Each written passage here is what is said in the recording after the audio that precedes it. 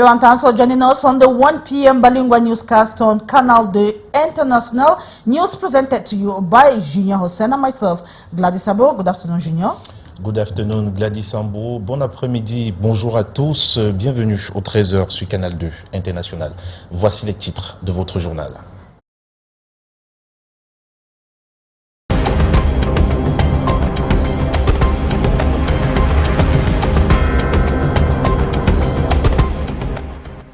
Démission du président Ahidjo le 4 novembre 1982. Aujourd'hui, cela fait 42 ans, jour pour jour, que le tout premier président du Cameroun avait annoncé sa démission à la tête de la magistrature suprême du pays.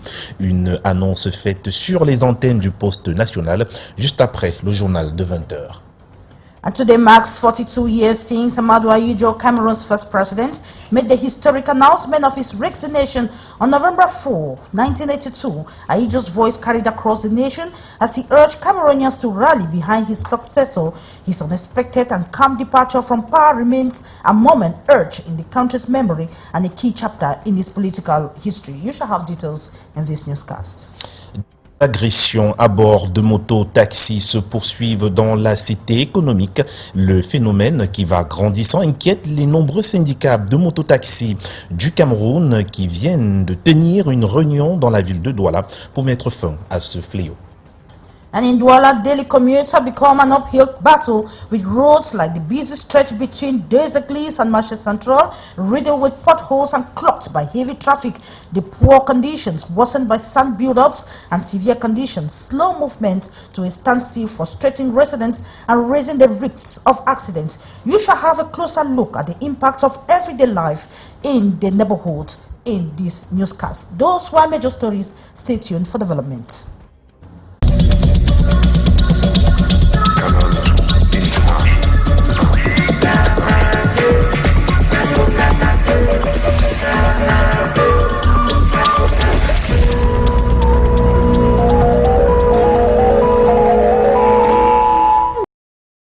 Thanks for joining us once again. You can equally watch us on our social media handle, YouTube and Facebook. We begin with the historic resignation of President Ahidjo, who resigned in 1982. Junior. 4 novembre 1982, 4 novembre 2024, il y a 42 ans, le destin du Cameroun basculait avec l'annonce surprise de la démission du tout premier président de la République d'alors, Ahidjo, après 22 ans passés à la tête de l'État. C'était juste après le journal de 20h sur les antennes de la radio nationale. Je vous propose un extrait sélectionné par Daniel Anissé-Boudier.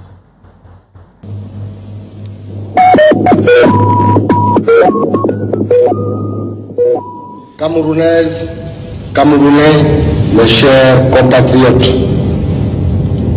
j'ai décidé de démissionner de mes fonctions de président de la République unie du Cameroun. Cette décision prendra effet le samedi 6 novembre 1982 à 10h. En cette circonstance capitale, je voudrais du fond du cœur remercier toutes celles et tous ceux qui, depuis bientôt 25 ans, ont accordé leur confiance et apporté leur aide dans l'accomplissement de nos lourdes tâches à la tête de l'État. J'invite toutes les Camerounaises et tous les Camerounais à accorder sans réserve leur confiance et à apporter leur concours à mon successeur constitutionnel, M. Paul Biya.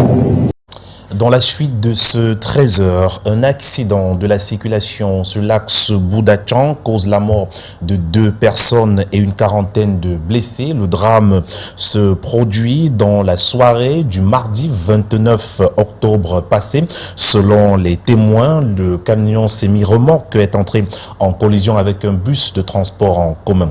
Les précisions avec Lesline Poumecha et Marus Kassa.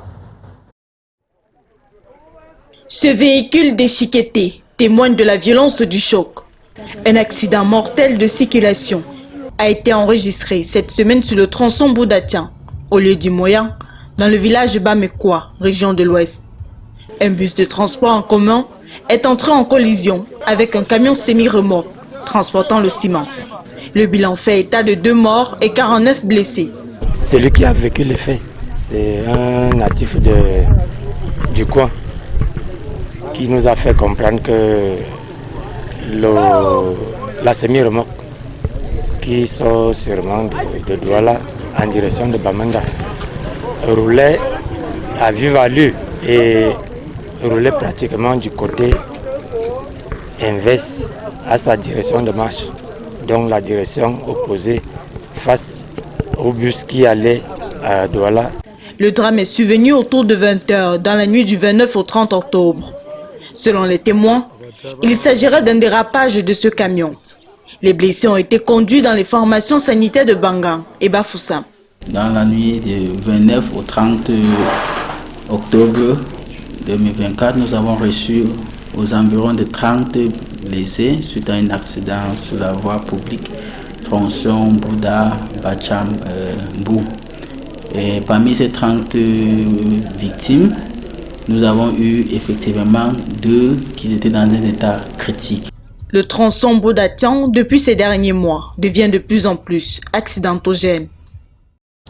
Pointé du doigt comme premier responsable des agressions à bord de mototaxis, les conducteurs de mototaxis de la ville de Douala se sont réunis il y a quelques jours dans la cité économique pour trouver des moyens pour mettre fin à ce phénomène d'agression à bord de mototaxis. Bon, cela une fois de plus avec Lesline Poumetia sur les images de Pierre-Marie Kourou. Des dizaines de conducteurs de motos massés à la chefferie du bloc 9 au quartier Bois des Singes à Douala 2e ce dimanche matin. Ces mototaximens sont sensibilisés sur le port d'armes blanches et la consommation de stupéfiants. Ne marchez pas avec les couteaux et ne fumez pas, ne prenez pas les médicaments qui vont vous saouler. Mes frères Beskinais, ne marchez pas avec les couteaux, les armes, même la lampe. Ne marchez pas avec. Si tu travailles la moto, sois prudent. Des messages bien assimilés par ces derniers. L'objectif est de réduire les agressions dans ce secteur en particulier et dans la ville de Douala en général. Pour cela, l'identification reste la meilleure voie à emprunter. Nous luttons contre les sorties nocturnes. Parce qu'à partir de 22h, 23h, vous êtes dehors, nous te considérons comme un suspect. Sauf si vous sortez de voie pour rentrer tard, nous savons que c'est un habitant de quartier, mais sinon, nous allons décider de mettre la sécurité à l'entrée de notre quartier. Quand vous entrez à cette aire tardive, vous devez être contrôlé pour qu'on puisse savoir qui entre, qui sort. C'est pour ça que nous allons aider ceux qui n'ont pas la carte avec leur acte interne pour les accompagner pour qu'ils soient identifiés. Si on dit la paix, quartier Bois de Chêne-Neuf. Si on dit la sécurité, quartier Bois de Chêne-Neuf. On dit soumettre au l'État, quartier Bois de Chêne-Neuf. On dit que fait Bois de Chêne soit numéro 1. Si on dit l'État dit laisser Bois de Chêne soit numéro 1. Rappelons que cette réunion entre dans le cadre des recommandations du sous-préfet de Douala 2e pour lutter contre l'insécurité. Reparlons du 4 novembre 1982 avec vous, Gladys Sambo. Exactly, Junior, but before we come to that, let's talk about the poor state of roads in Cameroon's economic city, Douala. We shall be focusing on the stretch of road between Des Églises and Marché Central that has become a daily ordeal for the population. Potholes, sun and severe condition, slow traffic and increased accidents risks. Sharifa Saleh talked to some of the road users and put together this report. It is midday. Traffic grinds almost to a halt along the Des Églises Marché Central stretch of road, one of many deteriorating roads in Douala. Blocked everywhere. There's no way here. The road is already blocked. We don't know why would you for the road? The road already blocked. We have a vehicle empty. There's no way for pass. If we carry something, there's no way to cross. Once smooth, the stretch is now riddled with large potholes and patches of exposed sand, making each trip a challenge for drivers and pedestrians alike. Commuters describe navigating these roads as a test of patience, with delays stretching out for what should be a short trip. As a truck pusher, we suffer a lot. We don't understand what is wrong everywhere, even in a center town like Douala. Everywhere roads are very bad. It impacts in our activities.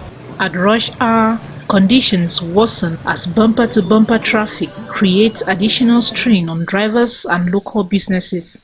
It is not good for a country like ours to be in that type of situation. Sometimes even those who I fell one day with Kako here. With roads in disrepair, both commuters and shop owners feel the impact, reporting slower business and a great risk of accident due to hazardous conditions. Douala's road crisis shows no sign of easing as daily commutes continue to grow more difficult and dangerous. And in Yaoundé, we have road users and transport services that have been urged to take new security measures, or to step up their security measures, as a new surveillance and enforcement campaign has kicked off. It was launched by the Minister of Transport, an initiative that has been aimed to curb road accidents. The campaign, which started over the weekend, will run up to February or January 2025, has sparked reactions and heightened vigilance amongst travelers. Let's have more with Beatrice Ngamo from Yaoundé. Many drivers are aware of the special campaign announced. Good judgment in avoiding risk and uncertainty ignited. Do not drink while driving, distracted on telephone, limit overload, respect road code.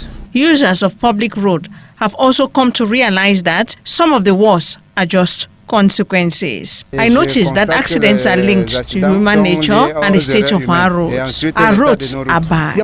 The mental state of road users troubling, and the results of their behaviors, the worst happens. At Olembe, thank God no accident, because the regional transport delegation inspects the vehicles before departure.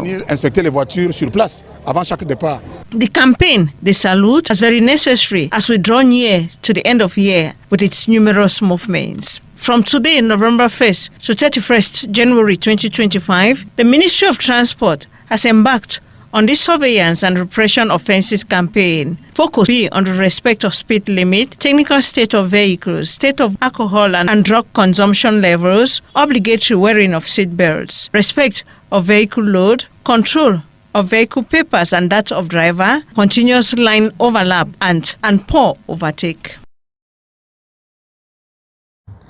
And today marks exactly 42 years since the Cameroon's first president, Ahidjo, announced his resignation. That was on November 4, 1982, a historic moment that many Cameroonians still remember vividly. Cameroonians remember it as Ahidjo led the nation since its independence, turned the country with his decision, delivering the news on national radio and using the public to support his successor, Paul Biya. His calm and composed exit from power remains a remarkable chapter in Cameroon's political history. Let's have more with Beatrice Ngamo. Today, November 4th, 2024, marks 42 years after the resignation of the first president of the United Republic of Cameroon, Ahidjo. It was during the 8 p.m. French language news over Radio Cameroon on that fateful day in 1982 that the president made the pronouncement, informing the people he is resigning from function as president. J'ai décidé de démissionner de mes fonctions de président de la République unie du Cameroun. That it will take effect from Saturday the 6th of November, 1982 at 10 p.m. And so it was. Amadou Babatura Ahidjo did not just end there. He went further to salute the many years of trust and assistance that helped him accomplish daunting tasks at the head of the state. Then came this appeal, Ahidjo calling on Cameroonians to give their full-hearted support to his constitutional heir, Paul Biya. Mon successeur constitutionnel, Monsieur Paul Biya. Then, adding he merits the confidence of Cameroon both at home and abroad. He then ushered his fellow countrymen to remain a united people, patriotic, hardworking, dignified and respected, appealing the Almighty God to continue to protect and provide the necessary aid in the development of Cameroon in peace and justice. Do you solemnly swear before God and man to devote all your efforts to preserving, protecting and defending the Constitution and the laws of the United Republic of Cameroon to watch over the common will of the nation, uphold and defend the unity, integrity, and independence of Cameroon fatherland. I do so swear. Announcement that carried nothing on his decision. This ushered a new era in Cameroon, the period of Paul Biya's president, what Cameroon is living for 42 years now. Cameroonian. Thank you so much, Beatrice and Gamo. And we move over to the far north region of Cameroon to talk about the fight against flood. Junior. Lutte contre les inondations dans le département du Logone et Chari. Les sapeurs-pompiers sont aux côtés des personnes sinistrées depuis le 1er novembre dernier. Des soins sont administrés, des abris de fortune aménagés pour les victimes. Tout ceci sous la supervision du 40e groupement des sapeurs-pompiers. On voit cela avec Leslie Poumecha et Aminou Alioum. Privés de leurs habitations, les victimes des inondations reçoivent l'aide du Corps national des sapeurs-pompiers. Nous sommes dans le département du Logone et Chari, région de l'extrême nord. Les populations sinistrées sont prises en charge. Aujourd'hui, là, je suis très content. Vous nous aidez beaucoup. Nos maladies, nous sommes très contents. Depuis quelque temps, la région fait face à des inondations. Et ces inondations ont déjà causé d'importants dégâts humains et matériels. Et à la suite, il y a eu une importante augmentation des maladies liées à l'hygiène et des maladies hydriques. Alors, le Corps national de sapeurs-pompiers, à la suite du déploiement qui a déjà été fait et qui continue à être fait par les équipes sur place, a donc activé aujourd'hui la cellule sanitaire. La ville de Kousséri coule sous les dégâts de la montée des eaux. Distribution de médicaments, consultation gratuite, quelques moyens mis en place par ces acteurs du secourisme pour sauver des vies. Au quotidien, nous sommes sollicités par ces populations pour les différentes difficultés auxquelles elles sont confrontées. Donc la hiérarchie a mis en alerte des personnels prêts à intervenir au profit de ces populations. Au-delà de cette campagne de santé, les riverains bénéficient du ravitaillement en eau potable. Toutes nos excuses pour la coupure brusque de ce papier. Hier, dimanche 3 novembre 2024, la paroisse Bonamoussadi Silo à Douala a installé un nouveau bureau pour la jeunesse d'action protestante et évangélique dirigé par Gabriel Oyono. Cette équipe de 7 membres sous la bénédiction du pasteur Joël Laté et l'homme s'engage pour un mandat de 2 ans à promouvoir la discipline et la diffusion de la parole de Dieu. Le reportage est signé Haroun Nazira et Henri Tina. Depuis ce dimanche 3 novembre 2024, un nouveau bureau est aux commandes de la jeunesse d'action protestante et évangélique de la paroisse Bonamoussadi Silou au quartier Koto à Douala. Le nouveau bureau, conduit par le jeune en Christ, Gabriel Oyono, juriste principal, a été installé par le pasteur Joël Laté et l'homme, modérateur de la paroisse Bonamoussadi Silou.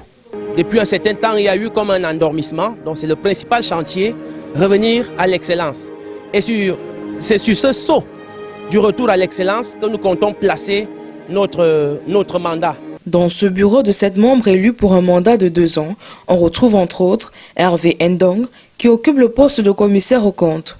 À tous, le pasteur Joël Laté et l'homme a prescrit discipline, respect de la parole de Dieu, de la constitution de l'EPC, du règlement intérieur de la JAP et soumission à la session de la paroisse Bonamoussadi Silou.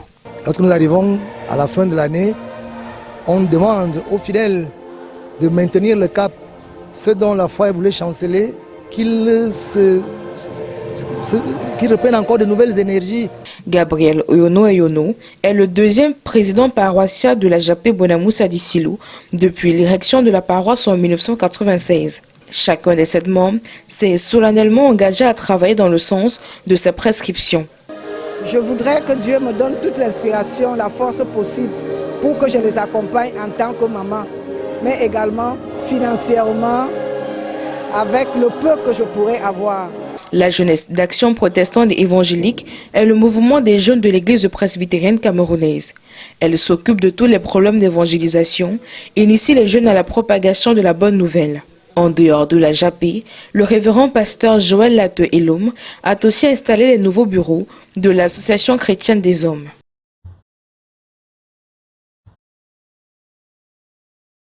Samedi dernier, la place de l'abbé Secker dans la ville de Douala a accueilli des centaines de femmes de différentes églises pour une séance de prière collective sous le programme When Women Pray, coordonné par le pasteur Caris Okentundi. Cet événement a rassemblé les participantes autour de la prière pour la paix et l'épanouissement des familles au Cameroun. Le reportage est signé Michael Chipkio et Calvin Tekam. Une centaine de femmes issues de diverses églises ici rassemblées à la place de l'abbé Secker pour une séance de prière collective. Dans le cadre du programme When Women Pray, ces femmes se sont unies pour une séance de prière dédiée à la paix au Cameroun et à l'épanouissement des familles. Quand la femme prie, les choses changent.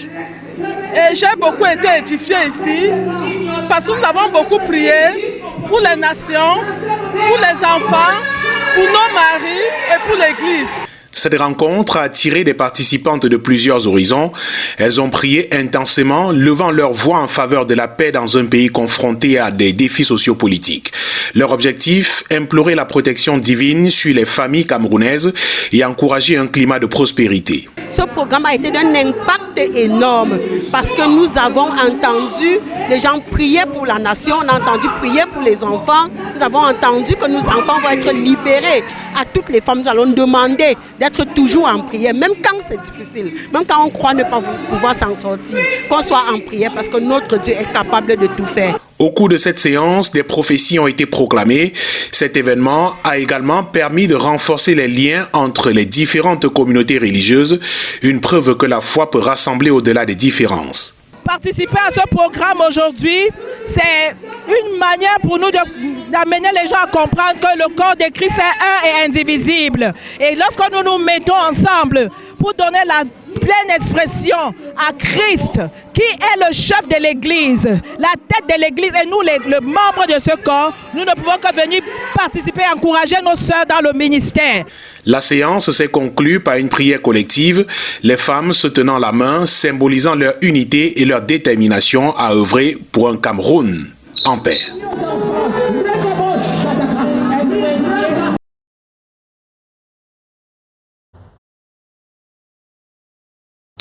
Et pour ceux qui n'ont pas encore mangé, nous vous suggérons du tapioca. C'est un menu proposé par Gladys Sambo. Exactly. Garri, once an affordable staple made from cassava, has now become a luxury item in Cameroon's economic city, Douala. Vendors report rising prices due to the production challenges in the northwest and the southwest regions of Cameroon impacted by crisis. Sherifa Saleh visited some markets in Douala and reports on the prices of Garri. Her report. In Douala, the price of Garri has surged, transforming this essential food into a costly commodity. Garri used to be a life savior then. Now, even the rich should be courageous before consuming because the price is something else. One sold for 40,000 francs per bag. Consumers are now facing prices between 50,000 and 60,000 francs. This dramatic increase has left many residents struggling to afford what was once a staple of their diet. Garri is very expensive now. Before it was 40,000, but now it's 50,000. So they understand that it's very expensive. I can sell one bag like this, I have only 2,000, 3,000. Vendors attribute the price hike to ongoing crises in the northwest region, which have severely affected cassava production. As demand remains high, supply chain disruptions continue to drive prices up.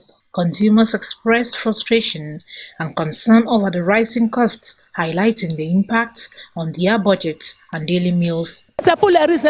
Only rich people consume Garri because I myself, I sell but I can't buy a quantity that will be enough for my home. The soaring prices of Garri reflects a broader economic challenge in Douala as more families are forced to reconsider their food choices amid escalating costs for basic staples. Thank you so much, Sharifa Saleh. And newly appointed officials of the University of Douala have officially taken over a function. The ceremony, filled with emotion and anticipation, highlighted the commitment to foster research, professionalism, and a strong entrepreneurial spirit among students of that higher institution of learning. Morinji attended that ceremony and put together this report. In a significant ceremony on Thursday, November 31, the newly appointed officials of the University of Douala officially assumed their roles, marking a new chapter for the institution as it seeks to solidify its position as a hub for academic excellence and innovation. They have to be quite disinterested while doing their job. They have to collaborate with all the staff and colleagues and respect of ethic and hierarchy that are the main values to respect in the administration. The Secretary General of the university, representing the rector, addressed the gathering, emphasizing the institution's commitment to development on all fronts. His message was clear: the university growth should be all-encompassing, driven by hard work, dedication, and a vision that prioritizes not only academic rigor, but also the entrepreneurial spirit essential for students to strive in today's competitive landscape. I'm already head of the Department of Pharmacy, so it is an additional task, and I will continue to do my work. I try my best to do a good job, a good work, and he encouraged the officials to build an environment that ensures every student is empowered to create a project reinforcing the university's mission to combine research with practical professional experiences. Such initiatives, he noted, are crucial to nurturing a new generation of graduates ready to lead in various industries. Their commitment to their new roles came with an understanding that they are now key players in shaping the university future and its impact on the wider community. And we move over to Bamenda in the northwest region of Cameroon, where a new budgeting program system is being introduced to municipal councillors. This was during a 2-day workshop that took place over the weekend in the northwest regional headquarters, during which mayors pledged to use this important program to improve the livelihoods of their communities. Let's have more with Sharifa Saleh and Annie Collins. Annie from Bamenda.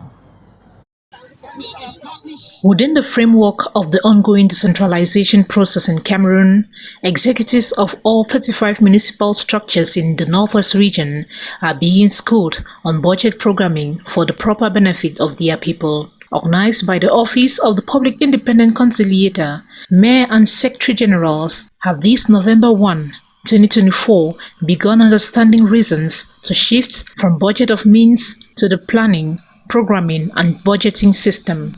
Clearly, there should be indicators, that is to give some sort of, to facilitate the mode of verification that what you established as a budget, you have achieved. It is a smart way for the public independent conciliator to make sure that people don't get punished for things they didn't know, but rather that they should be the preemptive aspect, which means get them have all what is required of them. Facing some difficulties on the field, it is on the basis of the municipal authorities that the workshop finds its place. It came from them as a request that they are not familiar with program budgeting, and then we had to get experts to be able to do that with them here, because overall we go for good governance. The intellectual exchanges, which will hold for 2 days, are being facilitated by 2 experts on local governance and budgetary matters. That is how we saw it for the 1 p.m. bilingual newscast on Canal D International. It is actually a pleasure knowing you're watching the news on Canal D. And don't go away. Stay tuned to programs on Canal D International because you will have the primetime newscast in the English and French languages at 6:15 p.m. and 7:50 p.m. respectively. Good day, Junior. Good day, Gladys Sambo. Merci à toutes et à tous. À très bientôt. Au revoir.